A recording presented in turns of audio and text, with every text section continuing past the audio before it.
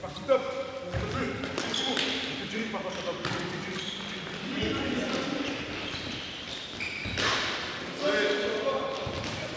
C'est bon, fais l'effort, fais l'effort, fais l'effort.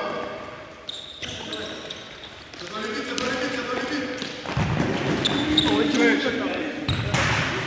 Hein? Ouais.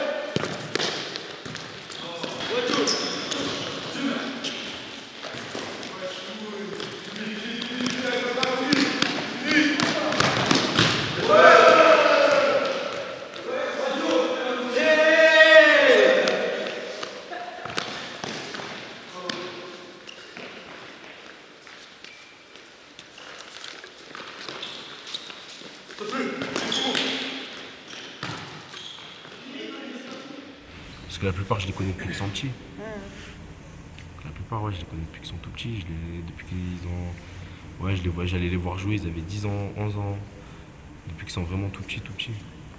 Et alors du coup, Bilal, t'étais bien là. Moi, j'étais là. Et alors, comment toi, t'as vécu le fait qu'ils partent à Montpellier, Yanis? Pour moi ou pour le groupe? Toi, et puis à ton avis, l'impression que ça a fait sur le groupe. Nous, ça nous a fait tous mal qu'ils partent. Déjà, le soir où on nous l'a dit, à l'entraînement, on commençait à parler entre nous du fait qu'on savait qu'Yanis allait partir, son frère nous l'avait dit. Ah On oui. n'était pas trop bien dans nos têtes tous. Yanis, c'était comme un grand frère. C'est comme un grand frère pour tout le monde. Il est bien avec tout le monde. Personne ne te dirait qu'Yanis c'est quelqu'un de mauvais ou quoi.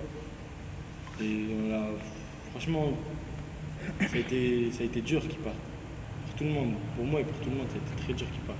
On ne savait pas qu'il allait reprendre le groupe encore. Mais peu importe qui l'aurait repris, c'était dur pour nous et ça s'est ressenti directement. Les deux premiers matchs qu'on a joués, on les a perdus. Plus de sérieux à l'entraînement. C'était vraiment. Présence et tout ça. Voilà. Même pour la présence, pas que personne venait parce qu'il y avait Yanis. C'était Yanis. De toute façon, tout le monde sait que c'est Yanis le moteur du groupe. Il y avait beaucoup de très bons joueurs. Mais les clubs à côté ne s'intéressaient pas. Nous, avant, je vais pas te mentir, Bobroy, personne ne s'intéressait. Les gens, ils venaient pas voir à Bobroy. Avant, Bobroy, pour eux, c'était nul. C'était de la merde. Et moi, je me suis dit, tu vois, attends, tu vas dans les grandes villes, tu vas à Paris, tu vas dans les grandes villes. Tous les clubs de quartier, ils sont haut niveau, ça fait signer voilà les petits en centre de formation. Certes, Limoges, c'est petit, mais je me suis dit, pourquoi pas nous? Donc, je me suis lancé un objectif sur. Allez, je me suis dit 2-3 ans, je me suis dit, déjà, l'année où je les ai pris, il faut que j'arrive à les faire monter en honneur, en R1. L'année où je les ai pris, j'avais fait signer 4-5 joueurs, j'ai réussi à faire signer 4-5 joueurs. On a fait une très bonne saison, on est monté. L'année d'après, tu étais obligé encore de recruter parce que tu passes une étape de PH à R1, on va dire c'est quelque chose de différent. Et c'est là où j'ai réussi à attirer vraiment, pour moi-même, j'ai réussi à attirer les meilleurs joueurs de leur génération. Il y a des mecs par exemple comme Albert, ça a évolué en 17 NAS l'année d'avant. Nel, dans sa génération, il faisait partie des meilleurs joueurs de la région. J'ai fait signer Alan, j'avais fait signer Bredji, j'avais fait signer des très bons joueurs. Et là, je voyais que ça commençait à prendre goût, tu vois. Et alors, par exemple, prenons l'exemple de Nel, comment tu as été en contact avec lui? Nel, c'était bizarre. Nel, en fait, lui, il voulait pas venir à Beaubreuil. Nel, il voulait aller à Limoges. Il voulait aller au Limoges Foot. Et moi, comment ça s'est passé? Nel, il pouvait pas rester au Palais. Le Palais voulait plus de lui à cause de son comportement. Et moi, il me dit, ouais, Yannis, je veux absolument aller à Limoges et tout. Moi, je voulais le faire venir à Beaubreuil. Il m'a dit, mais j'ai absolument envie d'aller à Limoges et tout. Est-ce que tu peux parler au coach de Limoges? Et moi, je lui dis, on les affronte en amical. On joue contre eux en match amical. Viens, tu joues avec nous. Ouais, tu joues avec nous. Tu fais ton match. Tu montres que tu as changé. Tu montres un bon comportement de toi. Tu fais un bon match. Et à la fin, je vais voir le coach. Et on avait joué contre eux. On avait gagné combien déjà, Bilal? 4-0. Ouais, on avait gagné 4-0 à la Batide. Et à la fin, je vais voir le coach et tout, avec Nel. Et Nel, en fait, à la fin du match, à la fin de ce match-là, déjà son avis, il avait changé. Il m'a dit, en fait, non, c'est bon, je veux venir avec toi à Beaubreuil et tout. Il y a une très bonne équipe et tout.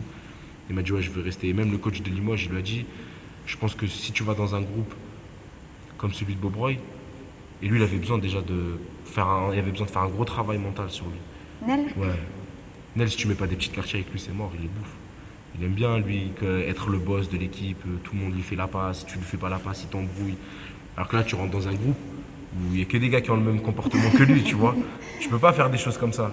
Tu Tu vois, et c'est pour ça que même le coach lui a dit pour toi, pour que tu évolues déjà dans la vraie vie, il faut que tu ailles dans un groupe comme celui-là, où tu es obligé de fermer ta bouche et jouer.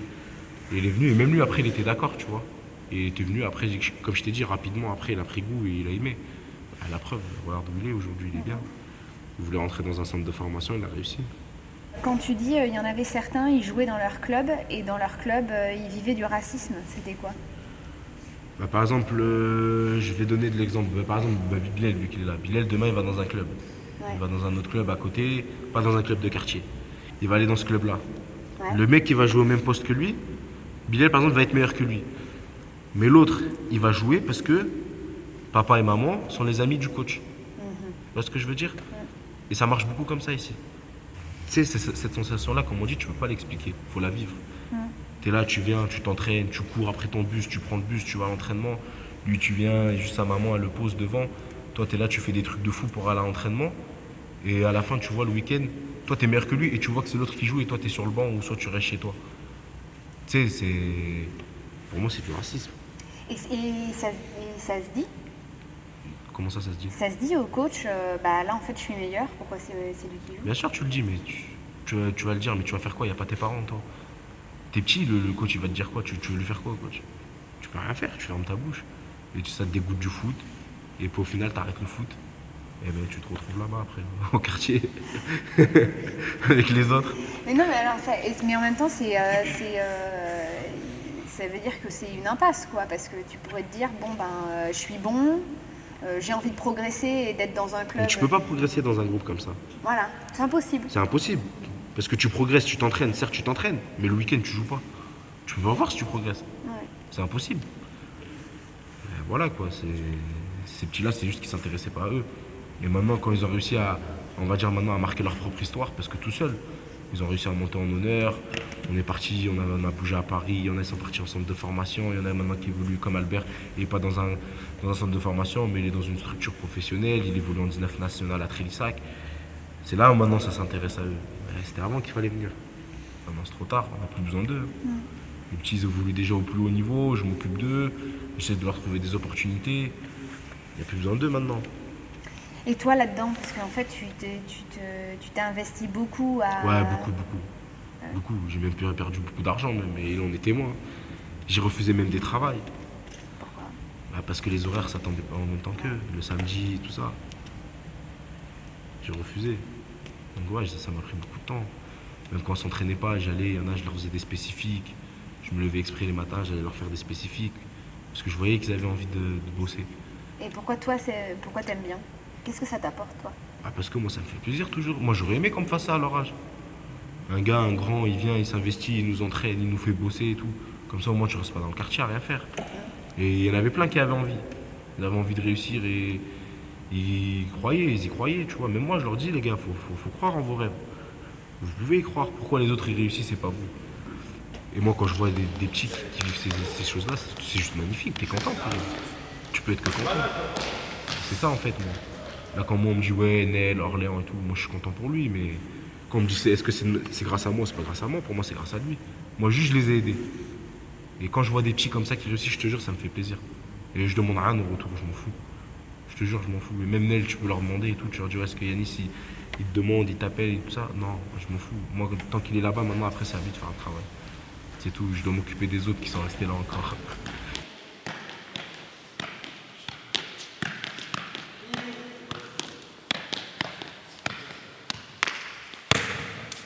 Moi j'ai quoi? J'ai 21 ans, je vais avoir 22 ans. C'est trop tard, tu sais, t'arrives à un âge où il faut de l'argent. Quand tu vois que dans le foot c'est mort, t'as plus de temps à perdre. Alors moi j'ai lâché. J'ai lâché après moi parce que j'étais blessé. Mais sinon la plupart, ouais, après ils jouent pour s'amuser, ils travaillent à côté. Ils travaillent. Et là du coup comment t'arrives à faire, tu dis il y a besoin d'argent, comment tu fais? Je vais travailler. Et ça te plaît? Ouais, ça me plaît moi ce que je fais. C'est pour ça qu'un peu maintenant j'ai lâché le foot. Parce que moi le travail que je fais c'est que du grand déplacement. Je suis pas sur Limoges. Enfin j'y suis mais récemment tu vois. Par exemple là comme je t'ai dit j'étais un mois et demi à Montpellier. Bah, j'étais obligé, je suis obligé d'arrêter. Je peux pas venir tous les week-ends faire aller-retour, c'était mort. C'était mort. Et moi le travail où je fais, comme j'ai dit, j'aime bien, mais c'est plus la paye, moi, qui m'intéresse. Donc c'est pour ça que pour te dire, pour que j'arrête tout ça, là, c'est que vraiment, voilà, quoi. Mais quand tu dis que t'as 22 ans, t'as plus de temps à perdre, mais ça veut dire quoi? C'est quoi, t'as plus de temps à perdre? Plus de temps à perdre, faut que ma vie, elle soit stable. Tu vois? Les choses, c'est carré. Il faut que j'arrive à avoir un CDI.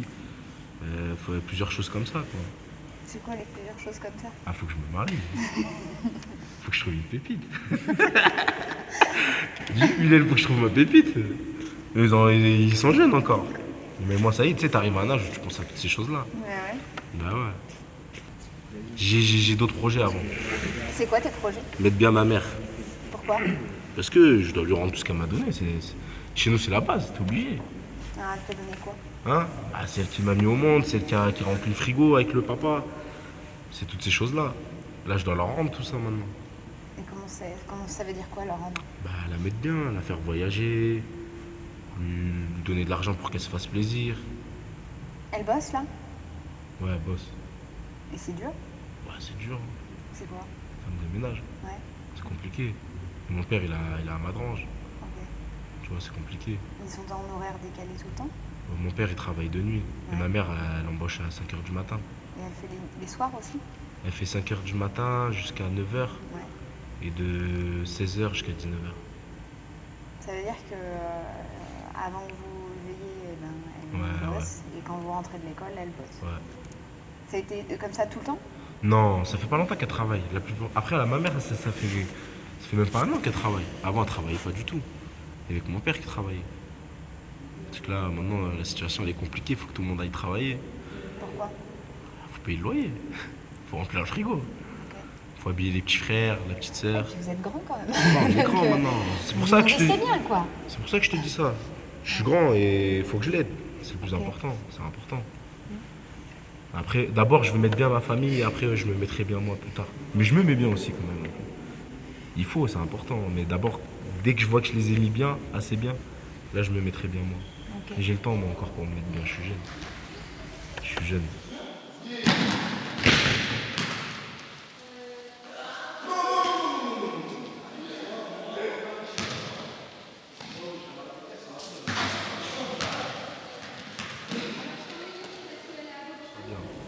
Mais la plupart des personnes qui habitent dans un quartier, au fond, ils ont un très bon fond. Ils ont un très très bon fond. Par exemple, moi, quand j'ai grandi avec des étrangers, j'ai grandi avec des personnes d'origine française et tout ça. Je te donne un exemple. Euh, Quand je joue au foot avec, par exemple, des personnes qui sont d'origine française, qui n'ont pas grandi dans un quartier. Parce que des gars, ils sont d'origine française, mais ils ont grandi dans un quartier avec moi, ils ont la même mentalité. C'est pas la même mentalité que nous. Par exemple, tu grandis avec des personnes qui n'ont pas grandi dans un quartier. Tu vas avoir un sandwich, un exemple. Tu vas te dire en partage, il va te dire non. Alors que quand tu grandis dans un quartier, tu peux être 5. S'il faut que tu manges juste un petit croc, tu mangeras un petit croc autant que tout le monde a mangé. C'est l'essentiel. Tu vois, c'est des petites choses, c'est rien, mais c'est fort. Tu vois. Moi, il y a des gars, les gars avec qui je traîne, je leur fais confiance de fou. Tu vois, et demain j'ai besoin d'eux, ils sont là. J'ai besoin d'argent, ils sont là. Tu vois, c'est une amitié forte. Et comme on dit, c'est des amitiés de plus de 10 ans.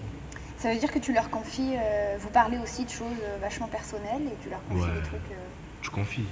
Après, il y a des choses où tu n'as pas à les confier. Il y a des choses que je leur ai pas confiées parce que c'est normal, ils n'ont pas à le savoir. Tu vois, mais sinon, après, quand j'ai un problème ou quand ils ont besoin de moi ou quand je suis pas bien et tout, je les appelle, je leur dis. On parle. De toute façon, si tu traînes avec eux, en gros, quand tu traînes avec une personne, en gros, on va dire c'est par intérêt. Si la personne ne t'apporte rien, elle ne sert à rien. C'est ça. Si moi je traîne avec eux, par exemple, c'est pareil. Moi, ils traînent avec moi. Pourquoi? Parce qu'ils savent que si demain il a besoin de moi, je suis là. S'il a besoin d'argent, je suis là. S'il a besoin de me raconter sa vie, je suis là. Tu vois, si une personne, demain tu l'appelles, il te répond pas, tu as besoin d'argent, il est pas là, cette personne-là, elle te sert à quoi? Elle te sert à rien. Tu vois, moi je te parle des vraies amitiés. Sinon, tous on a des gars avec qui quand tu les croises, tu rigoles et tout. Mais il y a ceux avec qui tu rigoles et ceux pour qui tu donnerais ta vie. Ça, c'est deux choses différentes. Là, j'étais à Amiens chez Sofiane. Ouais. Je voulais aller au Portugal chez Brian, mais après là, vu que c'est. Tu sais, tous, ils ont t'as une trêve au foot. T'as des vacances. Et Ok. on se rejoint tous à Limoges. Ok. On se rejoint tous à Limoges. Mais sinon, ouais, de toute façon, tu grandis, tu réduis tes fréquentations. Bah peut-être que... Et vous êtes dit quoi là quand vous êtes revus? Vous êtes s'est parlé dit- de trucs Ouais, importants de vos vies ou vous êtes un bah peu oui, comment ça se passe? tenus, Ouais, au on a courant? rigolé, déjà, on a rigolé. Tu sais, t'as beaucoup de choses à te raconter quand tu vois pas la personne. Tu sais, tu t'échanges au téléphone, mais Ouais. quand la personne est en face de toi, c'est pas la même chose. On parle, on raconte comment ça se passe là-bas. Si un gars, il a besoin de quelque chose, plein de choses comme ça. Mais sinon, ça va. Pour l'instant, Ils ça sont- roule. Ils sont heureux? Ouais, ils sont heureux. Après, heureux, c'est un grand mot parce que leur famille, elle est là. Tu sais, c'est dur d'être loin de ta famille. À part Haroun, il est avec sa famille à Nantes, mais sinon, Popeye, il est loin de sa famille, Sofiane, il est loin de sa famille, Sama, il est loin de sa famille, Brian, il est loin de sa famille. Ils sont tous loin de leur famille. C'est comme ça, faut prendre des risques. Hein. Et c'est des risques là, tu dis, il faut que il faut que tu prennes des risques. Faut prendre des risques, c'est comme ça.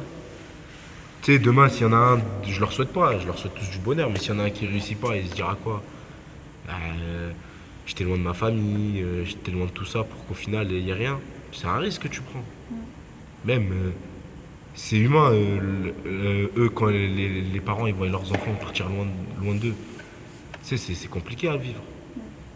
Après, tu t'adaptes, mais au début, c'est compliqué. Je sais que pour eux, pour certains, c'était compliqué. Quand tu parles de ta famille et de tes proches, au début, c'est dur. Mais après, ça va, c'est bon, tu prends l'habitude. Et toi, tu t'es heureux? Moi, ouais, je suis heureux. Moi, je suis bien, moi. Tant que j'ai mon travail, je suis là, j'ai mes petits, ça me va. Tant que ma famille, ils sont heureux, c'est le plus important. Après, le reste, ça m'importe peu. Tout ce qui est pépites et tout ça, on a lâché l'affaire, tout ça. C'est toi qui l'as dit. Ouais. Moi, j'ai pas relancé sur la pépite. Hein. Non. Non, moi, ça va, je suis bien en ce moment. Ok. Je voyage, je vois mes potes. Je suis bien. Je suis pas ce tricheur en plus. Eh les gars, vous êtes tirés là, les gars. Derrière ici. Vas-y, viens. Qui c'est qui commence? Allez, t'es prêt, c'est parti, top.